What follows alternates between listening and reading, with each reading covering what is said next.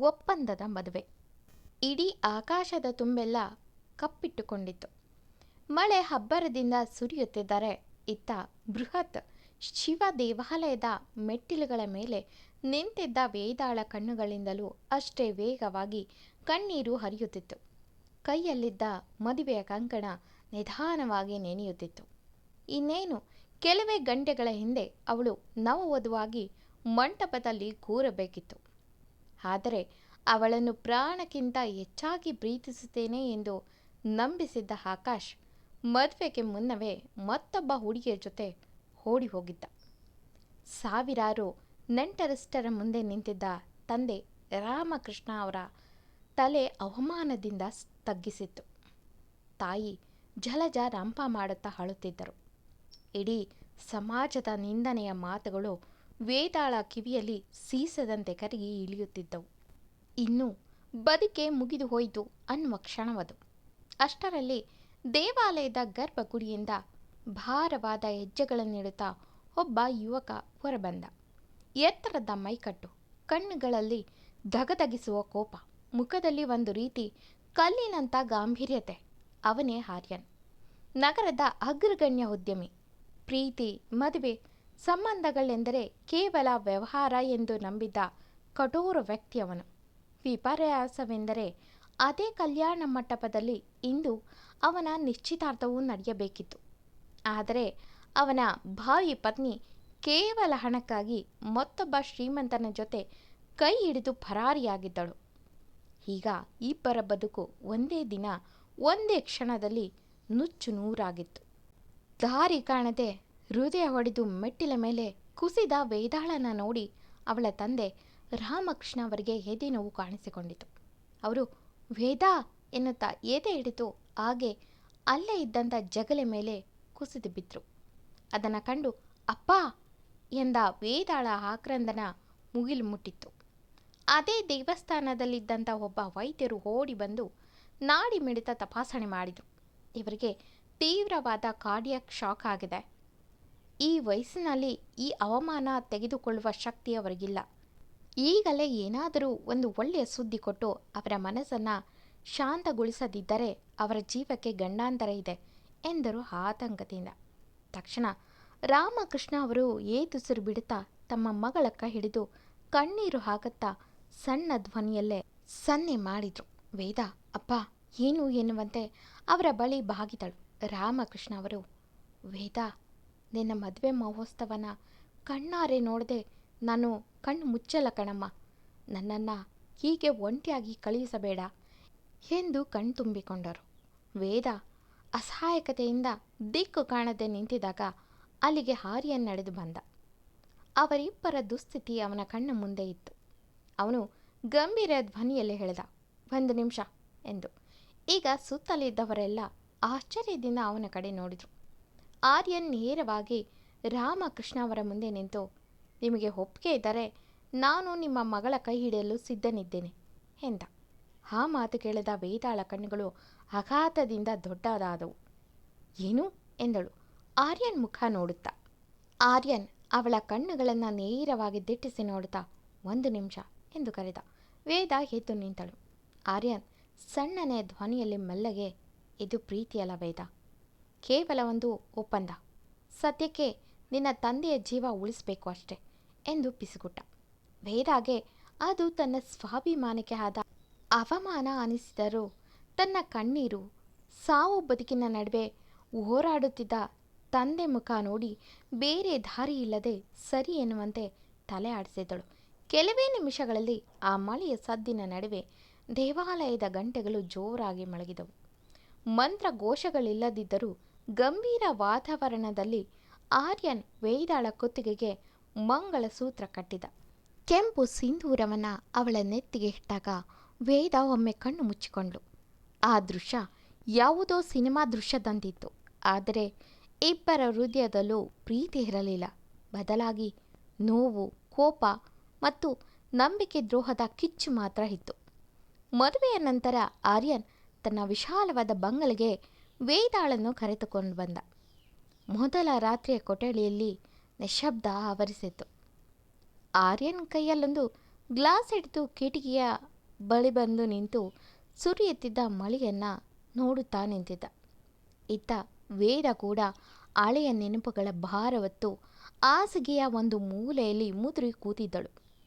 ಆರ್ಯನ್ ಒಮ್ಮೆ ಅವಳ ಕಡೆ ತಿರುಗುತ್ತಿದ್ದಂತೆ ವೇದ ಹೆದರಿಕೆಯಿಂದಲೇ, ನೋಡಿ, ನನ್ನ ಹತ್ರ ಬರಬೇಡಿ, ನನಗೆ ಸ್ವಲ್ಪ ಕಾಲಾವಕಾಶ ಬೇಕು ಎಂದಳು ತಲೆ ತಗ್ಗಿಸಿ. ಅವಳ ಮಾತು ಕೇಳಿದ ಆರ್ಯನ್ ತುಟಿಯಲ್ಲಿ ಸಣ್ಣದಾಗಿ ನಗು ಬೀರಿ, ಚಿಂತಿಸಬೇಡ, ನನಗೂ ನಿನ್ನ ಹತ್ರ ಬರುವ ಯಾವುದೇ ಆಸಕ್ತಿ ಇಲ್ಲ ಎಂದ ನೇರವಾಗಿ. ಆ ಮಾತು ವೇದಾಳ ಮನಸ್ಸಿಗೆ ಮುಳ್ಳಿನಂತೆ ಚುಚ್ಚಿತು. ತಾನು ನಿರಾಕರಿಸಲ್ಪಟ್ಟ ಅವಮಾನದಲ್ಲಿ ನಾನು ಅಷ್ಟೊಂದು ಕೆಟ್ಟವಳಾಗಿ ಕಾಣ್ತಿದ್ದೀನಾ ನಿಮಗೆ ಎಂದು ನೇರವಾಗಿ ಕೇಳಿದಳು. ಆರ್ಯನ್, ಎಲ್ಲ ಹೆಂಗಸರು ಒಂದೇ ಥರ ವೇದ, ಯಾರನ್ನು ಸುಲಭವಾಗಿ ನಂಬಲು ಸಾಧ್ಯವಿಲ್ಲ ಎಂದ ಗಂಭೀರವಾಗಿ. ವೇದ ಏನೂ ಅರ್ಥ ಆಗದೆ, ಅಂದರೆ ನಿಮ್ಮ ಮಾತಿನ ಅರ್ಥವೇನು ಎಂದಳು. ಆರ್ಯನ್, ಸಿಂಪಲ್, ಹಣ ಮತ್ತು ಅವಕಾಶ ಕಂಡ್ರೆ ಸಾಕು, ಹುಡುಗಿರು ತಮ್ಮ ಪ್ರೀತಿಯನ್ನು ಗಾಳಿಗೆ ತೂರುತ್ತಾರೆ ಎಂದ. ಆರ್ಯನ್ ಧ್ವನಿಯಲ್ಲಿ ಅವನ ಹಳೆಯ ಪ್ರೇಯಸಿಯ ಮೇಲಿದ್ದಂಥ ಕೋಪನೇ ಎದ್ದು ಕಾಣುತ್ತಿತ್ತು. ವೇದಾಳ ಕಣ್ಣುಗಳು ಕೋಪದಿಂದ ಕೆಂಪಾದವು. ಅವಳು ಎದ್ದು ನಿಂತವಳು, ನಿಮ್ಮನ್ನು ಯಾರೋ ಒಬ್ಬರು ಮೋಸ ಮಾಡಿದ್ದಕ್ಕೆ ಇಡೀ ಶ್ರೀಕುಲಕ್ಕೆ ದೂಷಿಸುವುದು ತಪ್ಪು ಆರ್ಯನ್, ಎಲ್ಲರೂ ಒಂದೇ ಥರ ಇರುವುದಿಲ್ಲ ಎಂದಳು ಗಂಭೀರವಾಗಿ. ತಕ್ಷಣ ಕೋಪ ತಡೆಯದ ಆರ್ಯನ್, ಸ್ಟಾಪ್ ಇಟ್, ನನ್ನ ಜೀವನದ ನೋವಿನ ಬಗ್ಗೆ ನಿನಗೇನು ಗೊತ್ತು ಎಂದು ಗದರಿದ. ತಕ್ಷಣ ವೇದ ಕೂಡ, ಹಾಗೆ ನಿಮಗೂ ನನ್ನ ಬದುಕಿನ ಬಗ್ಗೆ ಏನು ಗೊತ್ತಿಲ್ಲ ಎಂದು ತಿರುಗಿಸಿ ಹೇಳಿದಳು. ಅಂದು ಇಬ್ಬರ ಮೊದಲ ರಾತ್ರಿ ಪರಸ್ಪರ ಕೋಪ, ಅಹಂಕಾರ ಮತ್ತು ಜಗಳದಲ್ಲೇ ಕಳೆದು ಹೋಯಿತು. ಹೀಗೆ ದಿನಗಳು ಉರುಳಿದವು. ಅವರಿಬ್ಬರ ನಡುವೆ ಕೇವಲ ಮುನಿಸು ಮತ್ತು ಕಿರಿಕಿರಿ ಮಾತ್ರ ಇತ್ತು. ಒಬ್ಬರ ಮುಖ ನೋಡಿದರೆ ಒಬ್ಬರು ಮುಖ ತಿರುಗಿಸಿಕೊಳ್ಳುತ್ತಿದ್ದರು. ಆದರೆ ವಿಧಿ ಅವರಿಬ್ಬರನ್ನು ಹತ್ತಿರ ಬರಲು ಬೇರೆಯದೇ ಒಂದು ನಾಟಕನ ಸೃಷ್ಟಿ ಮಾಡಿತ್ತು. ಒಂದು ದಿನ ಆರ್ಯನ್ ತೀವ್ರವಾದ ಜ್ವರದಿಂದ ಹಾಸಿಗೆ ಹಿಡಿದ. ಕಣ್ಣು ಬಿಡಲು ಸಾಧ್ಯವಾಗದಷ್ಟು ತಾಪಮಾನ ಇತ್ತು ಅವನಿಗೆ. ಹಾಗೆ ಅಂದು ಮನೆಯಲ್ಲಿ ಬೇರೆ ಯಾರೂ ಇರಲಿಲ್ಲ. ಇದನ್ನು ನೋಡಿದ ವೇದ ತಾನೆಲ್ಲ ಕೋಪವನ್ನು ಮರೆತು ಅವನ ಹತ್ತಿರ ಬಂದು ಕುಳಿತಳು. ಅವನ ದೇಹವೆಲ್ಲ ವಿಪರೀತ ಸುಡುತ್ತಿತ್ತು. ವೇದ ಮಾತಾಡಿಸಿದ್ರೂ ಆರ್ಯನ್ ಮಾತಾಡಲಿಲ್ಲ ಜ್ವರದ ತಾಪಕ್ಕೆ. ವೇದ ತಕ್ಷಣ ಡಾಕ್ಟರ್ಗೆ ಕಾಲ್ ಮಾಡಿ ಬರೋ ಕೇಳಿದ್ಲು. ಡಾಕ್ಟರ್ ಕೂಡ ಬಂದು ಆರ್ಯನ ಚೆಕ್ ಮಾಡಿ ಕೆಲವು ಮೆಡಿಸನ್ ಕೊಟ್ಟು ಹೊತ್ತೆ ಬಟ್ಟೆ ಹಾಕಿ ಎಂದು, ಏನಾದರೂ ಜ್ವರ ಜಾಸ್ತಿ ಆದರೆ ನನಗೆ ಕಾಲ್ ಮಾಡಿ ಎಂದವರು ಅಲ್ಲಿಂದ ಹೊರಟು ಹೋದರು. ವೇದ ಡಾಕ್ಟರ್ ಹೇಳಿದಂತೆ ಇಡೀ ರಾತ್ರಿ ಕಣ್ಣಿಗೆ ಎಣ್ಣೆ ಬಿಟ್ಟುಕೊಂಡು ಅವನ ತಲೆಗೆ ತಣ್ಣೀರಿನ ಪಟ್ಟಿ ಹಾಕಿದ್ಲು. ಸಮಯಕ್ಕೆ ಸರಿಯಾಗಿ ಔಷಧಿನ ನೀಡಿದ್ಲು ಅವನಿಗೆ.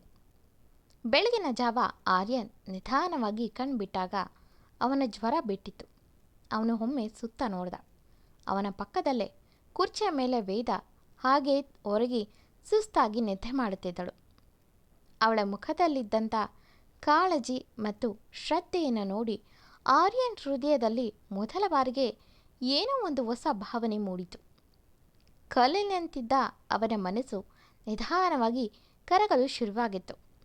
ಇದಾಗಿ ಕೆಲವು ದಿನಗಳ ನಂತರ ವೇದ ಮಾರುಕಟ್ಟೆಗೆ ಹೋಗಿದ್ದಾಗ ಅಲ್ಲಿ ಕೆಲವು ಸ್ಥಳೀಯ ಗೂಂಡಗಳು ಅವಳನ್ನು ಸುತ್ತುವರೆದು ಚುಡಾಯಿಸಲು ಆರಂಭಿಸಿದರು. ವೇದ ಹೆದರಿ ಕಣ್ಣೀರು ಹಾಕುತ್ತಿದ್ದಾಗ ಅಲ್ಲಿಗೆ ಚಂಡಮಾರುತದಂತೆ ಆರ್ಯನ್ ಎಂಟ್ರಿ ಕೊಟ್ಟಿದ್ದ. ಕಾರಿನಿಂದ ಇಳಿದವನೇ ನೇರವಾಗಿ ಬಂದು ಗೂಂಡಗಳ ನಾಯಕನ ಕಾಲರ್ ಹಿಡಿದು ಅಪ್ಪಳಿಸಿದ್ದ. ಆ ಗೂಂಡ ಯಾವುದೋ ಹುಡುಗಿನ ರೇಗಿಸಿದ್ರೆ ನಿನಗೇನೋ ಎಂದು ಕೇಳಿದ. ತಕ್ಷಣ ಆರ್ಯನ್ ಕೋಪದಲ್ಲಿ ಅವನ ಮುಖಕ್ಕೆ ಗುದ್ದಿ, ಇವಳು ನನ್ನ ಹೆಂಡತಿ, ಇನ್ನೊಮ್ಮೆ ಇವಳ ಕಡೆ ಕಣ್ಣೆತ್ತಿ ನೋಡಿದ್ರೆ ನಿಮ್ಮನ್ನು ಜೀವಂತವಾಗಿ ಬಿಡುವುದಿಲ್ಲ ಎಂದು ಆರ್ಯನ್ ಸಿಂಹದಂತೆ ಗರ್ಜಿಸಿದ. ಅವನ ಕಣ್ಣಿನಲ್ಲಿ ಇದ್ದಂಥ ರೌದ್ರಾವತಾರ ನೋಡಿ ಗೂಂಡಗಳು ಹೆದರಿ ಅಲ್ಲಿಂದ ಓಡಿ ಹೋದರು.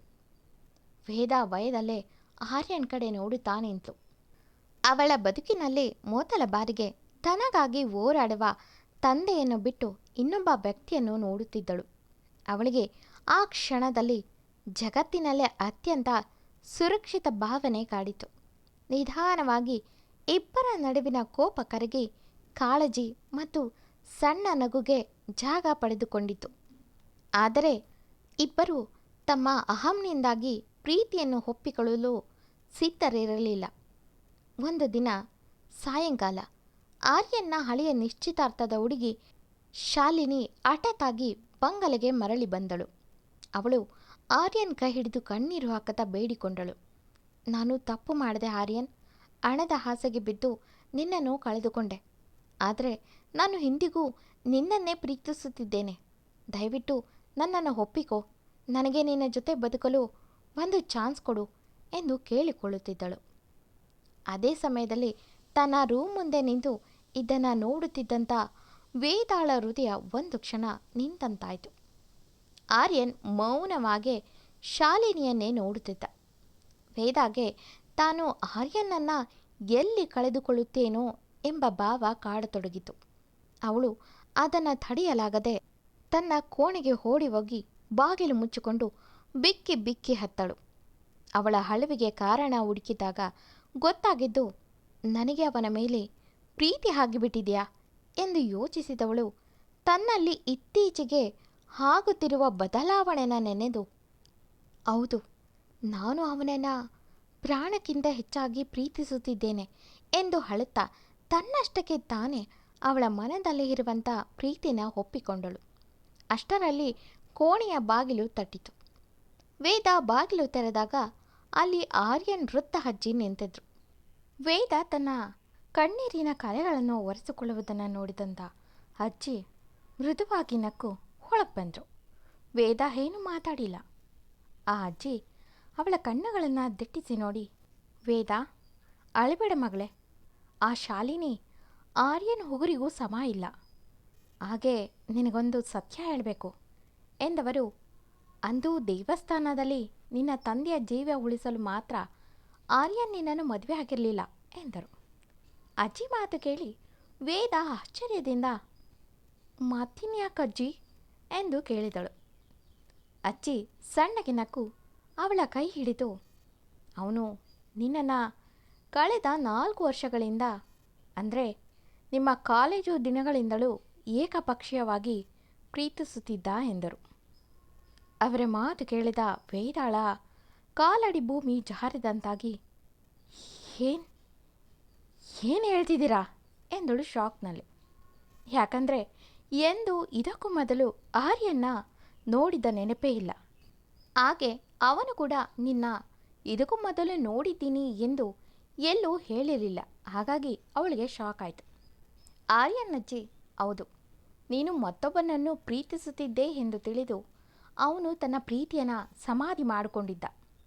ಆದರೆ ಅವತ್ತು ನಿನ್ನ ಮದುವೆ ಮುರಿದು ಬಿದ್ದಾಗ ನಿನ್ನ ಮಾನ ಕಾಪಾಡಲು ಮತ್ತು ನಿನ್ನನ್ನು ತನ್ನವಳನ್ನಾಗಿ ಮಾಡಿಸಿಕೊಳ್ಳಲು ದೇವರು ಮತ್ತೆ ಇನ್ನೊಂದು ಅವಕಾಶನ ಕೊಟ್ಟ ಎಂದುಕೊಂಡು ಆರ್ಯನ್ ಮುಂದೆ ಬಂದಿದ್ದ ಎಂದು ಅಜ್ಜಿ ಸತ್ಯನ ಬಾಯ್ಬಿಟ್ಟಿದ್ರು.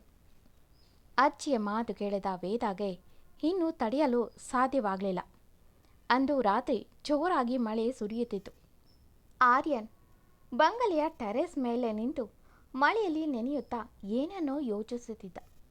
ವೇದ ಮನೆಯೆಲ್ಲ ಒಮ್ಮೆ ಹುಡುಗಿ ಕೊನೆಯದಾಗಿ ಮೆಟ್ಟಿಲು ಏರಿ ಟೆರೆಸ್ ಮೇಲೆ ಓಡುತ್ತಾ ಬಂದವಳು ಜೋರಾಗಿ ಬಾಗಿಲು ತಳ್ಳಿದ್ಲು. ಅವಳ ಕಣ್ಣುಗಳಿಂದ ಕಣ್ಣೀರು ಮತ್ತು ಮುಖದ ಮೇಲೆ ಮಳೆಯ ಹನಿಗಳು ಒಂದಾಗುತ್ತಿದ್ದವು. ಅವಳು ಶಬ್ದ ಮಾಡಿದ್ದು ನೋಡಿ ಆರ್ಯನ್ ಒಮ್ಮೆ ಹಿಂದೆ ತಿರುಗಿ ನೋಡಿ ಸುಮ್ಮನೆ ನಿಂತ. ತಕ್ಷಣ ಅವಳು ನೇರವಾಗಿ ಆರ್ಯನ್ ಮುಂದೆ ಬಂದು ನಿಂತಳು. ಆರ್ಯನ್ ಏನೂ ಮಾತಾಡಿಲ್ಲ. ವೇದ, ಆರ್ಯನ್, ನನ್ನ ಕಣ್ಣುಗಳನ್ನು ನೋಡಿ ಹೇಳಿ, ನೀವು ನನ್ನನ್ನು ಮೊದಲೇ ನಾನು ಪ್ರೀತಿಸ್ತಿದ್ರಾ ಎಂದು ಗದ್ಗದಿತ ಕಂಠದಿಂದ ಕೇಳಿದ್ಲು. ಆದರೆ ಆರ್ಯನ್ ಇನ್ನೂ ಮೌನವಾಗಿ ಮುಖ ತಿರುಗಿಸಿ ಅಲ್ಲಿಂದ ಹೋಗಲು ಪ್ರಯತ್ನಿಸಿದ. ಆದರೆ ವೇದ ಅವನ ಕೈ ಹಿಡಿದು, ಹೇಳಿ ಆರ್ಯನ್, ನನ್ನ ಮೇಲೆ ಆಣೆ, ಸತ್ಯ ಹೇಳಿ ಎಂದು ವೇದ ಅವನ ಶರ್ಟ್ ಕಾಲರ್ ಹಿಡಿದವಳ ಕಣ್ಣಲ್ಲಿ ನೀರು ಹರಿಯುತ್ತಿತ್ತು. ಆರ್ಯನ್ ಇನ್ನು ತನ್ನ ಭಾವನೆಗಳನ್ನು ಬಚ್ಚಿಡಲಾಗದೆ ಅವಳ ಹೆಗಲ ಹಿಡಿದು ಜೋರಾಗಿ, ಹೌದು ವೇದ, ಹೌದು, ನಾನು ನಿನ್ನನ್ನು ಕಾಲೇಜು ದಿನಗಳಿಂದಲೂ ಹುಚ್ಚನಂತೆ ಪ್ರೀತಿಸ್ತಿದ್ದೆ ಎಂದ. ವೇದ ಅವನ ಮುಖನೇ ನೋಡ್ತಾ, ಹಾಗಿದ್ದರೆ ಅಂದು ದೇವಸ್ಥಾನದಲ್ಲಿ ಯಾಕೆ ಆ ರೀತಿ ಒಪ್ಪಂದದ ನಾಟಕ ಆಡಿದಿರಿ? ನನ್ನ ಬಳಿ ಪ್ರೀತಿ ವಿಷಯ ಯಾಕೆ ಮರೆಮಾಚಿದಿರಿ ಎಂದು ಕಣ್ಣೀರು ಹಾಕುತ್ತಾ ಕೇಳಿದಳು. ಆರ್ಯನ್, ಯಾಕಂದರೆ ನೀನು ಆಕಾಶ್ನನ್ನು ಪ್ರೀತಿಸ್ತಿದ್ದೆ. ನೀನು ಅವನೊಂದಿಗೆ ಖುಷಿಯಾಗಿದ್ದಾಗ ನಿನ್ನ ಜೀವನಕ್ಕೆ ಬಂದು ನಿನ್ನ ಸಂತೋಷವನ್ನು ಹಾಳು ಮಾಡಲು ನನಗೆ ಇಷ್ಟ ಇರಲಿಲ್ಲ. ಇನ್ನು ದೇವಸ್ಥಾನದಲ್ಲಿ ನೀನು ಅಸಹಾಯಕಳಾಗಿದ್ದಾಗ ನನ್ನ ಪ್ರೀತಿಯನ್ನು ನಿನ್ನ ಮೇಲೆ ಹೇರಲು ನನಗೆ ಇಷ್ಟ ಇರಲಿಲ್ಲ ಎಂದ ಆರ್ಯನ್ ಭಾವುಕನಾಗಿ. ತಕ್ಷಣ ವೇದ ಅವನ ಎದೆಗೆ ತನ್ನ ಮುಷ್ಟಿಯಿಂದ ಸಣ್ಣದಾಗಿ ಹೊಡೆಯುತ್ತಾ ಹತ್ಲು. ಮೂರ್ಖ ನೀನು, ಮಹಾಮೂರ್ಖ ಎಂದು. ಅವಳ ಕೋಪ ಕಣ್ಣೀರನ್ನು ನೋಡಿ ಏನು ಹೇಳ್ತಿದ್ಯಾ ಎಂದ. ಏನೂ ಅರ್ಥ ಆಗದೆ ಆರ್ಯನ್. ತಕ್ಷಣ ವೇದ ಅಳುತ್ತಾ, ನಿಮ್ಮ ಆ ಒಪ್ಪಂದ, ನಿಮ್ಮ ಆ ಕೋಪ, ನಿಮ್ಮ ಆ ಕಾಳಜಿ ಎಲ್ಲವನ್ನ ದಾಟಿ ನನಗೂ ಈಗ ನಿಮ್ಮ ಮೇಲೆ ತುಂಬ ಪ್ರೀತಿಯಾಗಿದೆ Aryan. I love you so much ಎಂದು ವೇದ ಜೋರಾಗಿ ಕೂಗಿ ಹೇಳಿದ್ಲು. ಆ ಮಾತುಗಳಿಂದ ಆರ್ಯನ್ ಒಂದು ಕ್ಷಣ ನಿಶ್ಚಲನಾದ. ಅವಳ ಬಾಯಿಯಿಂದ ಆ ಮಾತುಗಳನ್ನು ಅವನು ನಿರೀಕ್ಷಿಸಿರಲಿಲ್ಲ. ವೇದ ತನ್ನ ಕಣ್ಣೀರನ್ನು ಒರೆಸಿಕೊಳ್ಳುತ್ತಾ ಅವನ ಭುಜ ಬಿಡಿದು, ದಯವಿಟ್ಟು ನನ್ನ ಬಿಟ್ಟು ಎಲ್ಲೂ ಹೋಗಬೇಡಿ ಆರ್ಯನ್ ಎಂದಳು ಕಣ್ಣು ತುಂಬಿ ದೀನಳಾಗಿ. ಇಷ್ಟೆಲ್ಲ ವೇದ ಹೇಳಿದ್ದು ನೋಡಿದಂಥ ಆರ್ಯನ್ಗೆ ಇನ್ನೂ ಕಾಯಲಾಗಲಿಲ್ಲ. ಅವಳನ್ನು ಬರಸೆಳೆದು ಗಟ್ಟಿಯಾಗಿ ಹಪ್ಪಿಕೊಂಡು ಬೆಚ್ಚನೆಯ ಎದೆ ಗೂಡಿನೊಳಗೆ ಸೇರಿಸಿಕೊಂಡ. ಆ ಸುರಿಯುತ್ತಿದ್ದ ಮಳೆಯ ತಂಪು ಹನಿಗಳು ಅವರಿಬ್ಬರ ಮೇಲೂ ಬೀಳುತ್ತಿದ್ದವು. ಕಳೆದ ಹಲವು ವರ್ಷಗಳ ನೋವು, ಸತ್ಯದ ಕೋಪ ಎಲ್ಲವೂ ಆ ಮಳೆಯಲ್ಲಿ ಕರಗಿ ಒಳೆಯಂತೆ ಹೋಗುತ್ತಿತ್ತು. ಆರ್ಯನ್ ನಿಧಾನವಾಗಿ ಅವಳ ನೆತ್ತಿಯ ಸಿಂಧೂರದ ಜಾಗಕ್ಕೆ ಮುತ್ತಿಟ್ಟು ಅವಳ ಕಿವಿಯಲ್ಲಿ, ಇನ್ನು ಮುಂದೆ ನೀನು ಅಳುವುದಿದ್ರೆ ಅದು ನನ್ನ ಈ ಭುಜದ ಮೇಲೆ ಮಾತ್ರ ಎಂದು ಸಣ್ಣದಾಗಿ ಪಿಸುಗುಟ. ವೇದ ಕೂಡ ಅವನ ಎದೆಯಲ್ಲಿ ಮುಖ ಬಚ್ಚಿಟ್ಟುಕೊಂಡು ಸಣ್ಣಗೆ ನಕ್ಕವಳು. ಹಾಗೆ, ಇನ್ನು ಮುಂದೆ ನೀವು ಕೋಪ ಮಾಡ್ಕೊಳ್ಳೋದಿದ್ರೆ ಅದು ನನ್ನ ಮೇಲಷ್ಟೇ ಎಂದಳು. ಇಬ್ಬರ ಮುಖದಲ್ಲೂ ಜನ್ಮ ಜನ್ಮಾಂತರದ ತೃಪ್ತಿಯ ನಗು ಮೂಡಿತು. ಆಕಾಶದಲ್ಲಿ ಜೋರಾಗಿ ಮಿಂಚು ಹೊಳೆಯಿತು. ಆದರೆ ಅವರ ಜೀವನದಲ್ಲಿ ಮೊದಲ ಬಾರಿಗೆ ನಿಜವಾದ ಮತ್ತು ಶಾಶ್ವತವಾದ ಪ್ರೀತಿಯ ಬೆಳಕು ಮೂಡಿತು. ಯಾಕಂದರೆ ಕೆಲವೊಮ್ಮೆ ಕಹಿಯಾದ ಕೋಪ ಮತ್ತು ಒಪ್ಪಂದದಿಂದ ಆರಂಭವಾಗುವ ಸಂಬಂಧಗಳು ಕೊನೆಗೆ ಎಂದಿಗೂ ಅಳಿಯಲಾಗದ ಅಮರ ಪ್ರೇಮ ಕಾವ್ಯವಾಗಿ ಬದಲಾಗುತ್ತದೆ. Thank you for watching.